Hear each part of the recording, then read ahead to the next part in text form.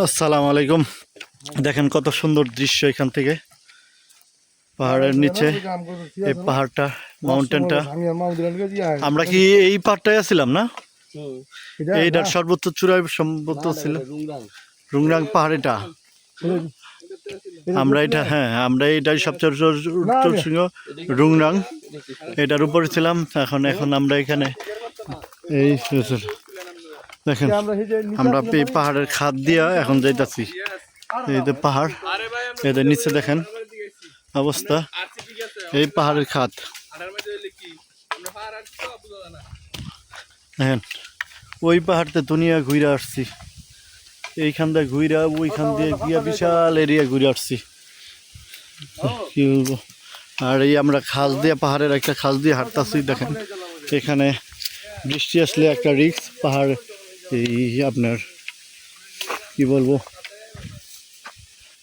এগুলো পড়ে যাওয়ার সম্ভাবনা থাকে। তখন ল্যান্ডস্লাইডিং হওয়ার একটা সম্ভাবনা থাকে। দেখেন কি একটা দৃশ্য, ওই সূর্যটা এখানে উঁকি দিচ্ছে। আর এই পাহাড়ি পথ দিয়ে হাঁটতেছি একবার উঁচু নিচু করে। এখানে সবচেয়ে বেশি হলো বাঁশবাগান, এখানে বাঁশ ছাড়া আর কিছু নাই। ও এক এক সাইডে এক এক রকম। সম্ভবত সামনে গিয়ে আবার এই বাঁশ গাছটা শেষ হয়ে যাবে দেখা মনে হচ্ছে আমার, অন্য কিছু থাকবে। তো এই বরাবর আমরা হাঁটতাছি, কি বলবো, মৃদু বাতাস, শরীরের ক্লান্তিটা দূর হয়ে যাচ্ছে।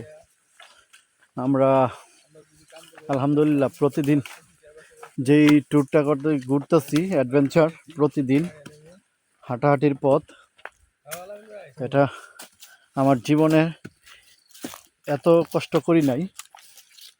আরও কয়দিন হাঁটতে হবে। আলহামদুলিল্লাহ হাঁটি, দেখি সামনে কি হয়। আরও আপনাদের জন্য আমরা নতুন নতুন ভিডিও বানাবো। দেখেন সামনে কি অবস্থা আপনাদের।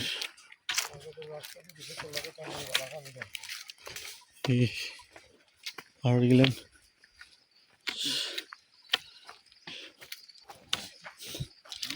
সামনে যেই পাড়া যাব কত দূর আছে আমি নিজেও জানি না পাড়াটার।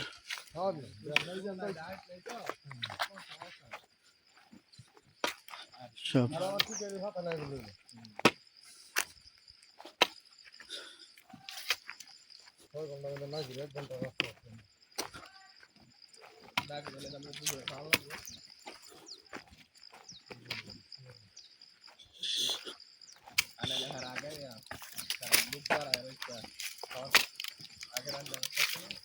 কি বলবো, একবারে আসলে পাহাড়ি এলাকাটা যেরকম ঠিক সেরকমই নীরব।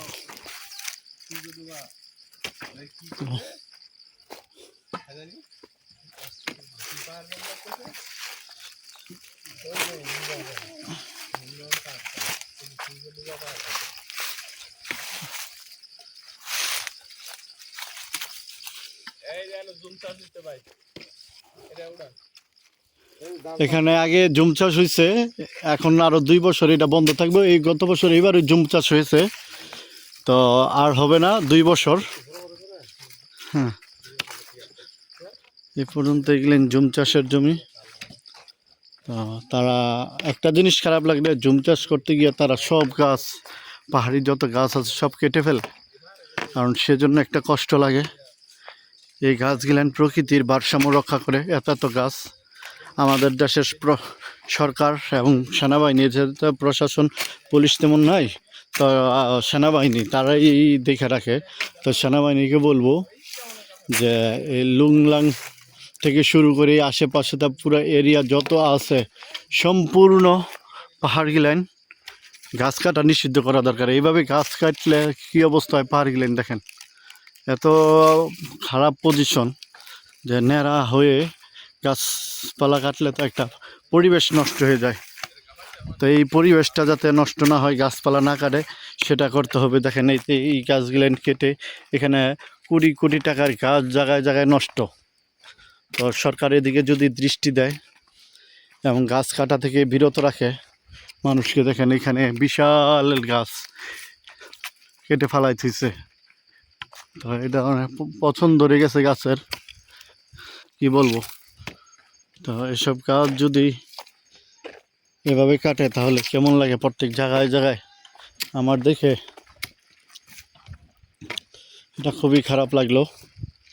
জায়গায় জায়গায় দেখেনছে সব গাছ কেটে তারা ব্যবহারের জন্য।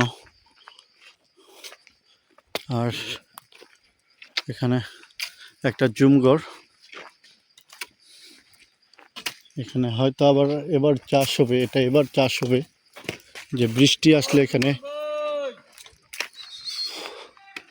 নদীতে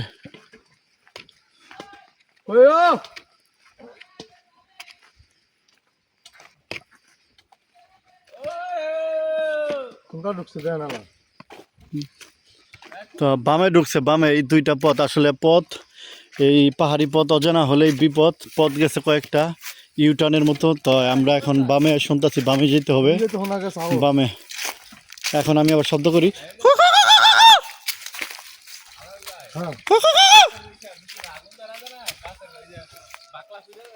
এই যে শব্দ দিয়েছে, তার মানে আমি সঠিক রাস্তায় যাচ্ছি। আলহামদুলিল্লাহ। দেখেন কি সুন্দর বিশাল গাছ। এই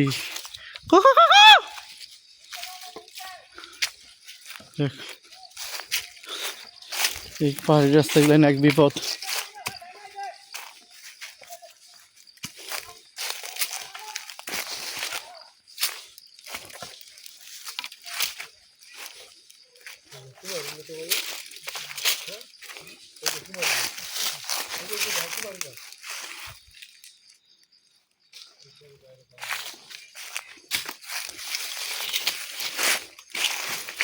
তো দেখেন আসলে এই পথ গেলেন খুবই কঠিন। একটু ভুল পথ হারাইলে, ভুল পথে গেলেই বিপদ। দেখেন কি বিশাল গাছ। এই গাছগুলেন এদের গোড়াদা নষ্ট হয়ে গেছে। এগুলেন আগুন জ্বালানোর ফলেই গাছগুলো নষ্ট হয়। যদি আগুন এভাবে না জ্বালায় তাহলে এসব গাছ আর নষ্ট হয় না। বিশাল এক গাছ, কি বলবো।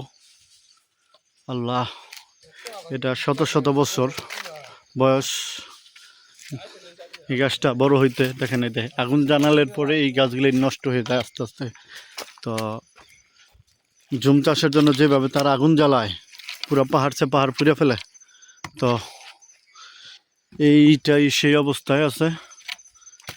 এই কি বলবো, এই গাছটা অর্ধেকটা নষ্ট হয়েছে আগুন জ্বালানোর ফলে। কি না,